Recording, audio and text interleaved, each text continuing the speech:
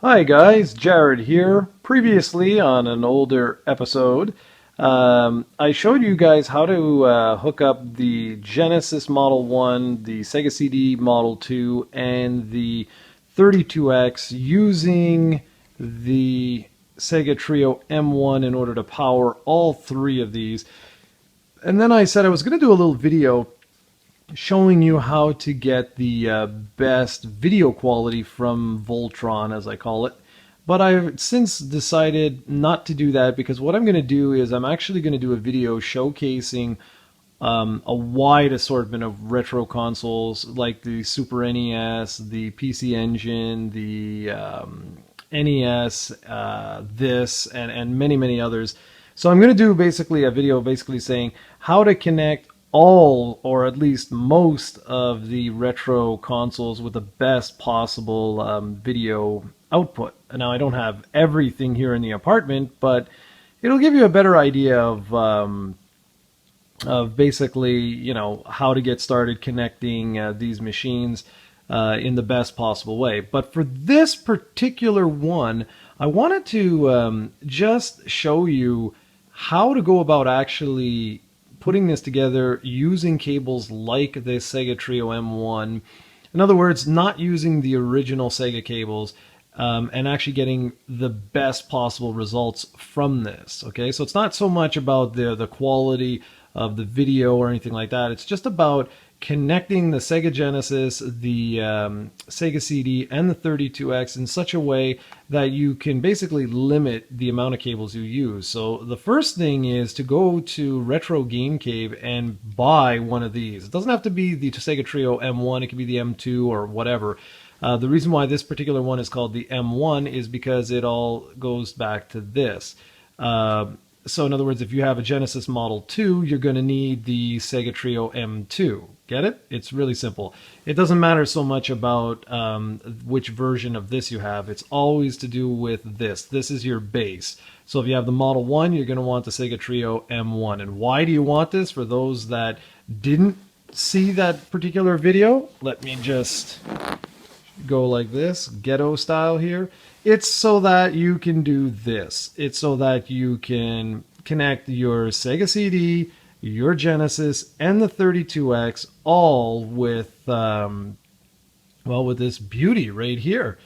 Like, you're able to easily power all three on a single AC adapter instead of, with the original cables, having an AC adapter for the CD, the Genesis, and the 32X. Now, for those that don't know, with the Model 1 Genesis, years ago, what you could do is you could, well, it's not what you could do, what you had to do was you had to link this with this. You see, these two work together. I don't want to get into the technical side, but they work together in order to output audio, not audio, but video.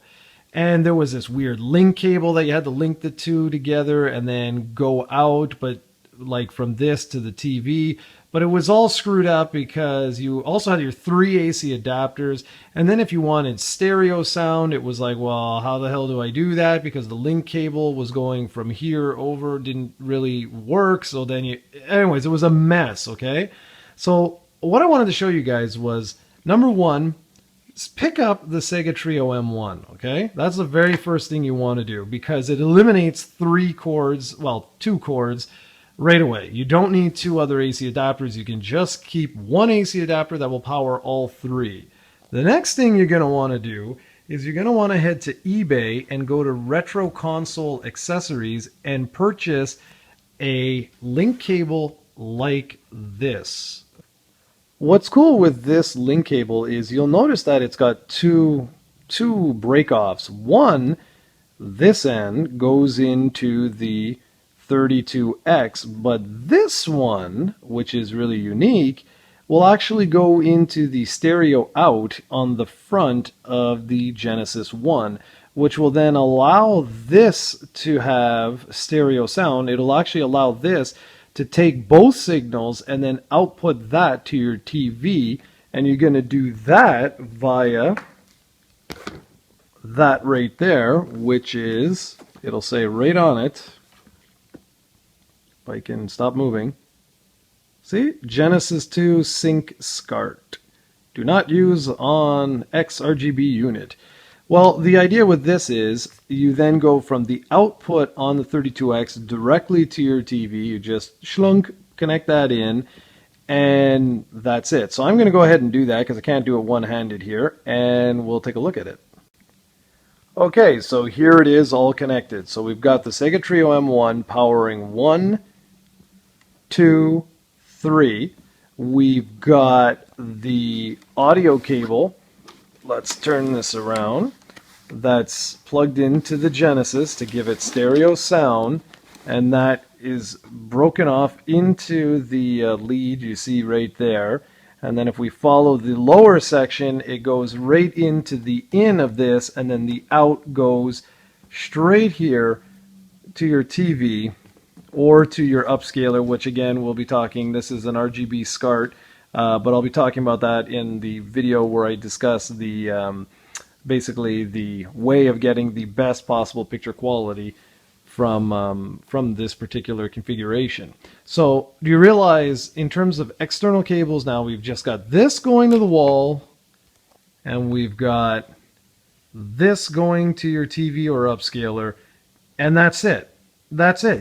This combination like this will give you stereo sound from this, and from this. All three will have stereo sound now coming from the base here, the Model 1. The link cable will attach these two, and then this goes straight to your TV, and that's it. You're done. This is the best possible configuration you can have, and it's simply 3 cables. You've got the power cable, you've got your RGB SCART, and you've got your link that breaks off and goes in to give you your stereo sound. I can't stress this enough how simple this is compared to the original cables where you had, depending on what model Genesis you had, it was like break-off cable and all kinds of nonsense. This is so much simpler.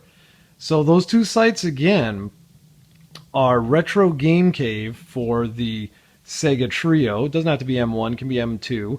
And then on eBay, it's Retro Console Accessories in order to purchase these cables. Now you can get a cable, this particular cable, this output here to your TV is the same as the Genesis Model 2. Now if I wanted the Model 1, it's this thicker cable, and they sell a RGB SCART with the lead here broken to go and get the stereo sound from the Genesis Model 1.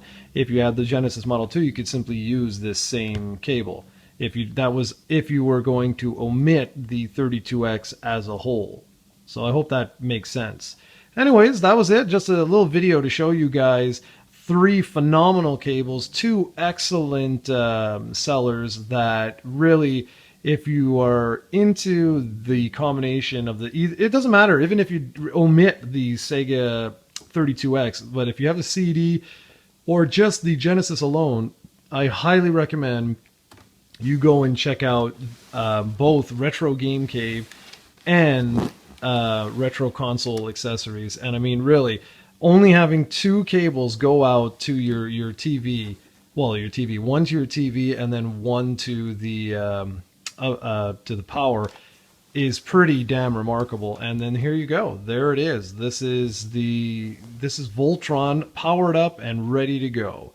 So the next video I do on this particular system and this particular topic will be taking a look at how to get the best possible picture quality from a wide assortment of retro consoles. But just so you know, this is how to get the best audio video quality and power solution to the Sega Genesis 32X and Sega CD combo. Thanks for watching, guys. I hope it was informative, and if you have any questions, by all means, let me know.